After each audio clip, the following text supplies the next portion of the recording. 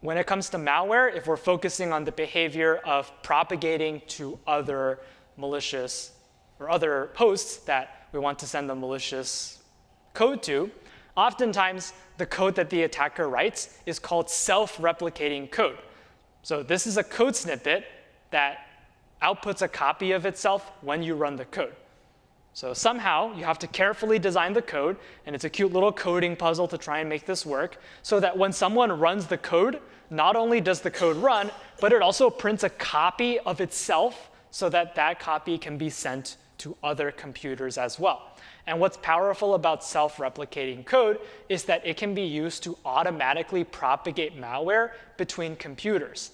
So if it weren't for self-replicating code and the things we're talking about today, an attacker who wants to attack lots of different computers and cause something bad to happen would have to manually go and send the buffer overflow to every computer.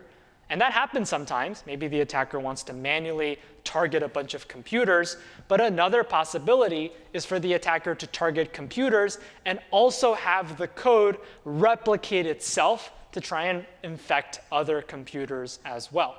So that's the idea we'll be focusing on today. Now, malware comes in all sorts of shapes and forms. Today, we'll look at just two categories of malware. One is a virus, one is a worm. Now, the difference isn't always very well defined. It can be a little bit fuzzy sometimes. But for the purposes of this class, we'll separate them like this. A virus is malware that requires user action in order to propagate. So in other words, the user has to do something in order for the code to spread. So maybe when the malware executes, it puts a file on the user's desktop, and the user has to click on that file in order for the code to run and the code to propagate to other computers. So the virus requires the user to do something before the malware can spread.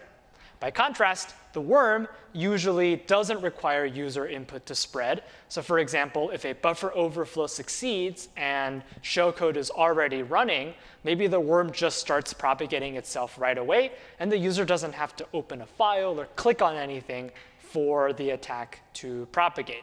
So viruses often alter stored code, like a file on the desktop, and if the user opens that file, then they run the virus and it spreads to other computers, whereas the worm often modifies existing code that's already running, for example, injecting shellcode, so that the worm is propagating without user interaction.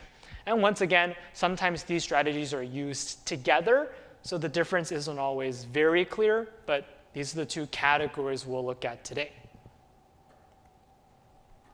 So as mentioned earlier, there's lots of different applications of malware. Once an attacker successfully runs malicious code on someone's machine, they could do anything they want. They could delete files. They could send spam emails. One common application is to get a lot of computers under the attacker's control for the purpose of running a distributed denial of service attack.